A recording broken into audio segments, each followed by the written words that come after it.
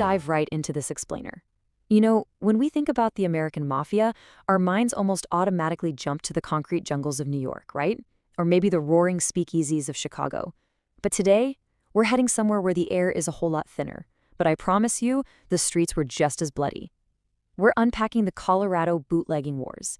It's this absolutely fascinating, kind of overlooked chapter of organized crime that completely flips the usual mafia lore right on its head. To really wrap our heads around how buried this history is, picture this. It's 1985. We're at a flea market in San Jose. A young guy named Sam Carlino is selling Italian sausage, and this 75-year-old customer takes a bite and instantly recognizes the family recipe. The older man looks at him and asks, "Are you a Carlino?" He then casually mentions he used to work for Sam's grandfather back in Colorado.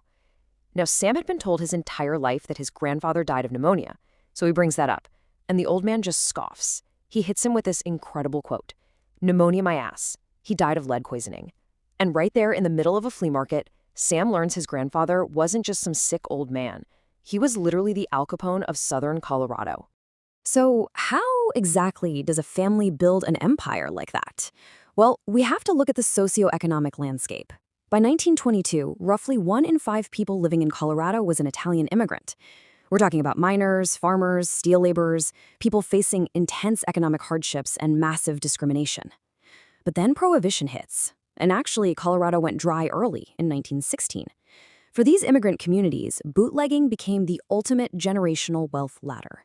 You take a family with enough nerve, like the Carlino brothers, who converted their humble beet farm into this massive moonshine operation, and suddenly they are entirely flipping the traditional power structures of society. If we map out this deadly, decade-long scramble for supremacy, you can really see the violence just spiraling out of control. It starts with Colorado going dry in 1916, turf wars officially igniting by 1922, and from there, it's just a relentless, bloody cycle of assassination and retaliation. The whole era peaks with the dramatic fall of the Carlino brothers in 1931, eventually culminating in the shocking 1933 assassination of the man who briefly took their throne, Joe Roma. Now, what I find super interesting here is how the actual style of the violence shifted depending on the geography.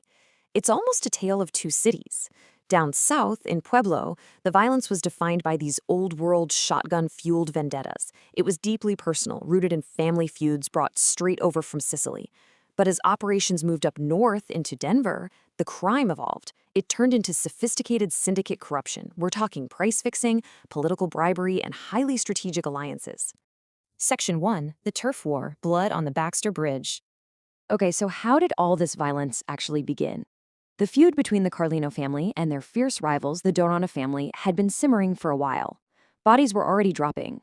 But on September 10th, 1923, it exploded. Let's head out to the sandy banks of the Baxter Bridge, along the Santa Fe Trail, just east of Pueblo. Carlo Carino, the youngest of the brothers, and his bodyguard were completely ambushed near the river bottom. And the sheer forensic magnitude of this shootout is insane. According to local sheriffs, as many as 10 men engaged in this completely ruthless display of dominance. They fired anywhere between 40 to 100 shots. I mean, that is absolute overkill. Carlo was mortally wounded, and his body was mercilessly tossed into the Arkansas River, eventually washing up on a sandbar that, incredibly, you can still see today. Naturally, the Carlinos didn't just let that go. They bided their time, strategically dismantling the Donna operation piece by piece. Fast forward to May 14th, 1926. Pete and Tony Donna are just standing on the sidewalk outside the Monte Carlo pool hall in Pueblo.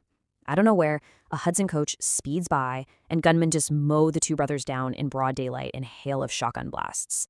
But here is where the story takes a completely wild turn. Sam Dana, a surviving brother, broke the absolute strictest rule of the underworld. We're talking about Omerta, the sacred code of silence.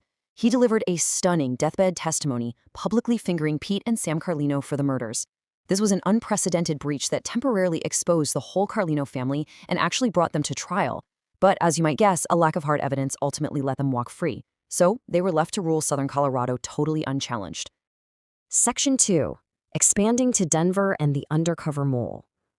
So, with the Dana family out of the picture, Pete Carlino sets his sights on the massively lucrative Denver market.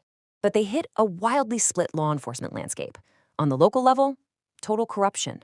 The local police chief, Mayor Benjamin Stapleton, they were more than happy to turn a blind eye. But the federal government? That was a totally different story. Enter relentless undercover agent Lawrence L.L. Baldassari. This guy successfully embedded himself so deeply within the Carlino mob that he became a bodyguard. He was feeding their every move directly back to the feds. Talk about nerves of steel. And this dynamic perfectly sets up the tipping point of the era. January 1931, a massive bootleggers convention is called to prevent an all-out turf war in Denver. At this meeting, the Carlinos try to push aggressive price fixing to squeeze out the competition. But there's a huge catch. Giuseppe Joe Roma, the Denver boss who actually called the meeting, is suspiciously absent. And suddenly, boom, police raid the convention. They arrest over 20 top mobsters. In an instant, alliances fracture. Massive paranoia sets in, and the seeds of ultimate betrayal are planted. At this point, the heat is squarely on Pete Carlino. Just 2 months later, March 17th, a massive explosion rocks 3357 Federal Boulevard. Pete Carlino's extravagant home is blown completely apart. We're talking bricks flying for blocks. The structure was reduced to its literal footprint. At first glance, you'd think, oh, rival gangs strike? For sure. But the twisted forensics and federal intel revealed a much crazier truth. Pete bombed his own home. He was bleeding money, facing threats from every angle, so he stages an inside job for a massive insurance payout. And guess what? Agent Baldassari, our undercover mole, knew about it days in advance. The once mighty Carlino empire was undeniably fading fast. Section 3. Poison, bullets, and mafia betrayal. With Pete now on the run and desperate for cash, things get incredibly bloody and highly intimate for the remaining brothers. May 8th, 1931. The betrayal walks right into their living room. Bruno Mauro, who was a trusted family friend and actually their former babysitter, walks into Sam Carlino's parlor. They have a friendly chat, and right as they're saying their goodbyes, Mauro draws his weapon and shoots Sam directly in the back. He literally assassinated Pete's top lieutenant, his own brother, in his own home. And we have to pause here because what makes the violence of this era so uniquely terrifying is the calculated viciousness of it all. During this time, mobsters were known to use poison bullets. They would deliberately dip their ammunition in garlic. Why? Because the goal was to guarantee a horrific, fatal bacterial infection. That way, even if a rival somehow survived the initial gunshot wound, they were still guaranteed an agonizing death days later. It's incredibly dark. Shortly after his brother's murder, Pete Carlino is finally captured by the authorities. But in a surprising twist, his $5,000 bond is paid by none other than his rival, Joe Roma. But let's be real, this was no act of mercy. It was a complete setup. On September 14th, 1931, Pete's body is discovered under the Siloam Road Bridge in Pueblo. He had been taken for a ride, executed with 2 shots to the back and 1 to the head, and just dumped in the dirt. And when the medical examiner analyzed Pete's body, they made a really gruesome discovery. The Daily Sentinel reported that the flesh surrounding his wounds was badly discolored. A poisonous infection had set in. Those terrifying rumors of poison bullets completely confirmed as forensic reality. This grisly assassination was the definitive end of the Carlino reign over Colorado. Section 4. The assassination of Joe Roma. With the Carlinos wiped out, Joe Roma, the guy who bailed Pete out, steps right into the leadership vacuum. But his volatile reign, it only lasts 2 years.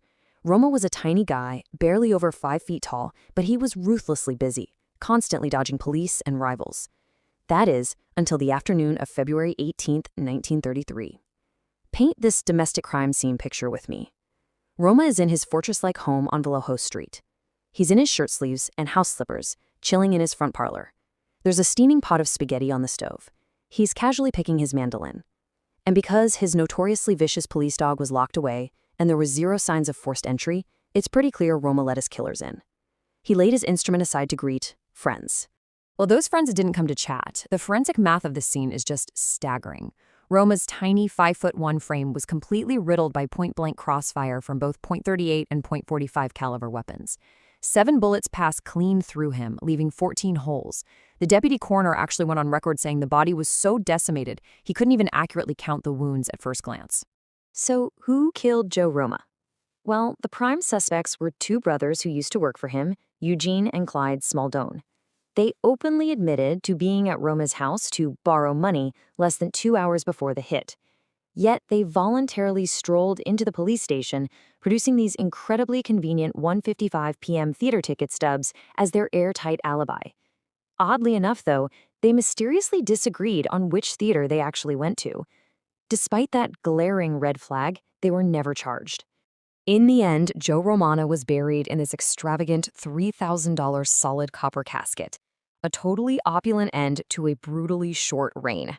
And the Smaldone brothers, the very same guys with those highly convenient movie tickets, they seamlessly stepped right into the power vacuum, and they ended up ruling the Denver underworld for the next 60 years. It really leaves us with a provocative question, doesn't it? When one kingpin falls and that copper casket closes, are we all just watching the exact same cyclical tragedy of greed and betrayal play out over and over, just waiting for the next ambitious group of friends to knock on the door? It's a chilling piece of history, and I guarantee it makes you view the quiet streets of Colorado in a completely different light.